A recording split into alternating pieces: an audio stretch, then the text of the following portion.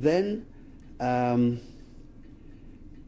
the war finished, as we know, in 1945, and my sister-in-law, which was not a sister-in-law, it was a friend of my brother's, sort of got us into an orphanage in Athens, just outside Athens. And again here, very vague memories, because I must have been about 10. And I do know one thing, that was a French orphanage, and it was a very, very up-market, as you were, because they were trying to get all the young Jewish orphans together. There were thousands of them. Was it only Jewish orphans? Only Jews. No non-Jews? But that particular, somehow I was told, they were a little more selective, because it was a very small room, and it only had about 20 of us. But I know it was French, and I do remember that was the first time I've ever heard the word Coca-Cola, which they gave us a Coca-Cola, and that's not an advertising. And we stayed there until I was 12. Now, sorry, just to go back a little bit, up until the time you went into the orphanage, did you have any kind of schooling? No. No, because you were in hiding. I was in hiding. There was no schooling whatsoever. I think I might have gone to class 1 or class 2, and that's about all. I had no schooling. But in the orphanage, they tried to catch up as much as we can. And of course, our mother language was Greek.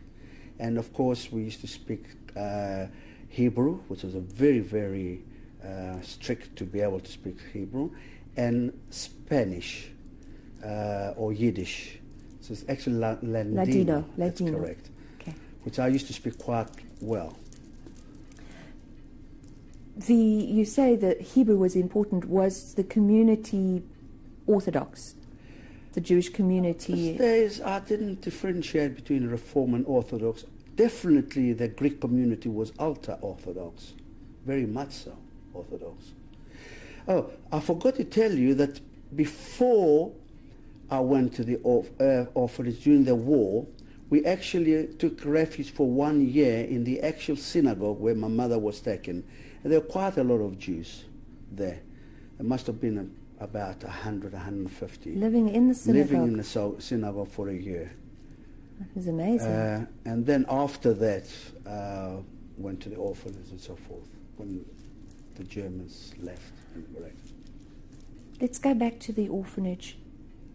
When you were in the orphanage, was it boys and girls mixed? Yes, yes, very much so. And can you remember what sort of age group? Were the children of all ages, or specifically young teenagers? Or what can you remember about the children? The oldest must have been about 12 or 13. A little bit older than you were? Well, 1 or 2. As a matter of fact, I got a photo there, which is from the orphanage. Did you make friends with any of the children? Yes, there were quite a few young children. But subsequently, when I was adopted, they went to Israel. And somehow I lost contact. I can't trace them. Right. Can you remember any stories or any things about life in the orphanage? Yes, as youngsters, we had it quite rough, because there was a scout master, and suppose you ask me to tell you about everything, I'll tell you. And he was a gay, and he unfortunately was fiddling around with the young boys. And it was very, very, very sad, because we did not know. As I said, we were about 10 years of age. And one day, my brother came from the mountains to find us, and he did find us, and he discovered that he was playing around, and he really wanted to kill him, because he pretended, his name was Boton, it was a French guy, and it was very, very, very sad, because some of the people that I subsequently heard they went to Israel, it did leave a terrible mark.